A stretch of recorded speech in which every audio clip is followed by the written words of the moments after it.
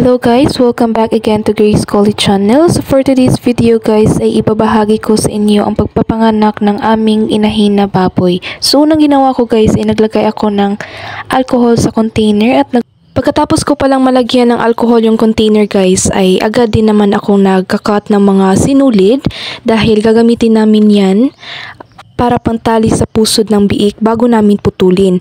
Kasi guys, dito kasi sa amin guys, bago namin putulin yung mga pusod ng biik ay tinatalian muna namin ng mga sinulid para yung daloy ng dugo guys ay mag-stop.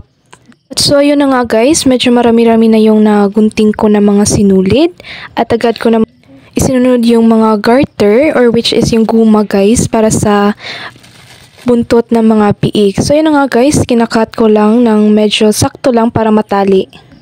Ito na nga guys, meron namang sumunod na lumabas na biik. Hindi to unang labas na biik guys. Pangalawa ata kasi hindi ko na nakuhanan yung unang lumabas na biik. So sa pag-a-assist pala ng pagpapanganak ng inahing baboy guys ay medyo struggle din kasi. Pero okay lang naman kasi caring-carry lang. Ito na pala siya guys. After mapunasan ng basahan, pinapadede ko lang. Ina-assist ko lang siya guys kasi hindi pa niya na tutuntunan ang dede. So yun na nga guys, sa pag-aalaga pala ng mga biik ay kailangan din natin silang i-assist sa pagpadede. Sa pagpapaanak pala ng inahin na baboy na to guys ay ako yung katuwang ni mama sa pag-a-assist ng paglabas ng biik at pagunting ng mga pusod at yung buntot nila guys.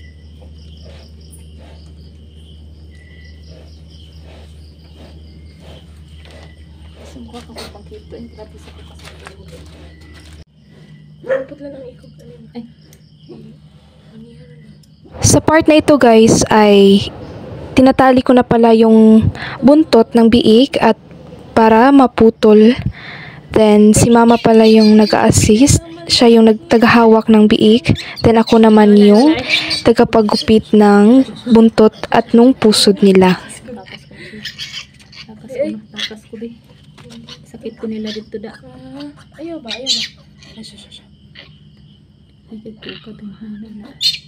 Ada. Nagkatain lagi ko. Dila. Yasa naman yung usa. Ayaw ba?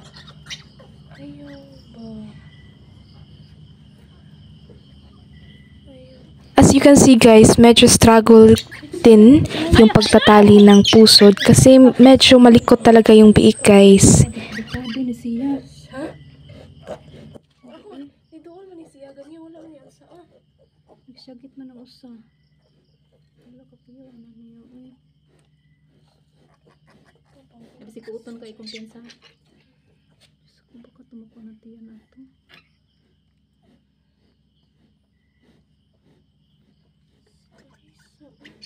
Ade. Isa di kapit na di ko. Ade. Ayaw ba?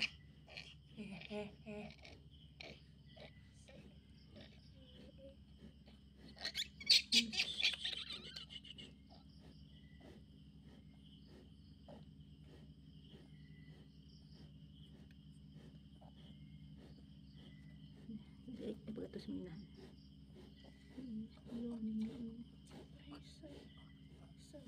Uy.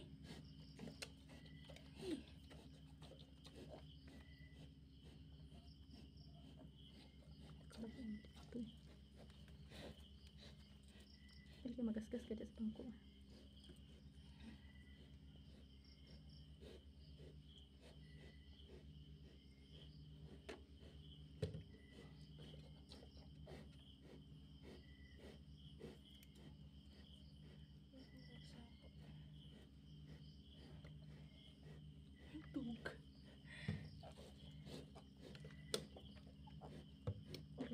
Sana inahan doon maligyan na junior na ang anayon ka na sa buganan magtutoy Sa buganan na.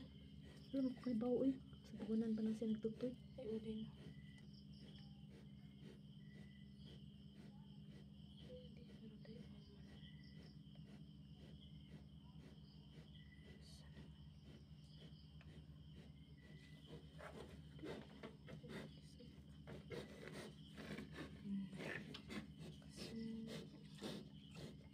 ka, Bim, ha?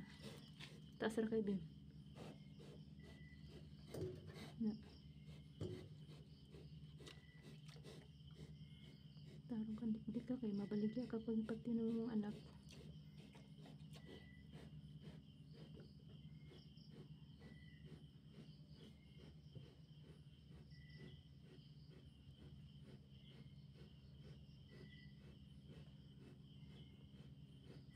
Paampun naman ito sa mga yan.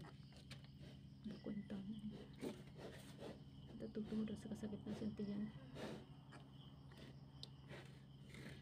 Ayun mo siya Wala mga man niya magbangon-bangon. Wala man yung giyon sa ganyan. Doon mo sa sanduan.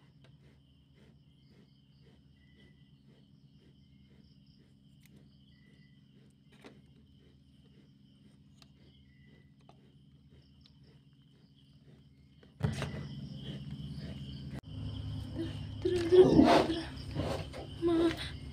Madaling tik. Ayaw na habang.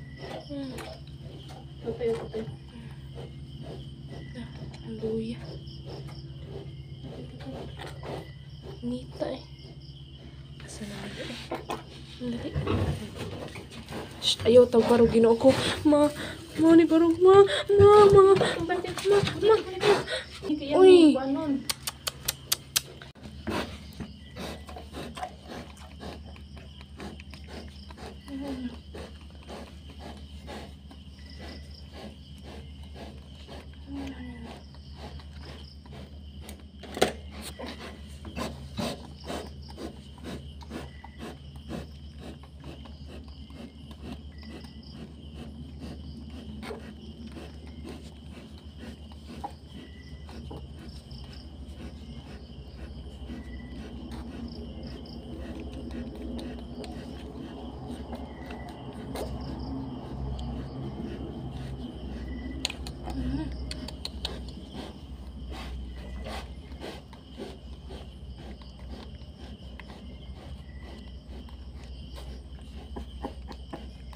Tuloy, wala pa eh.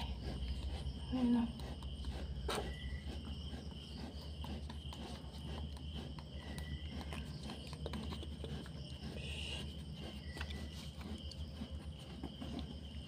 Sa part pala na ito guys ay kakatapos lang niyang may labas lahat ng kanyang biik. Hindi ko na na-videohan or nakuhanan ng video yung proseso ng pagpapanganak niya. Medyo mahirap kasi pag sinasabay yung pag-video. Thank you so much for watching guys. Bye!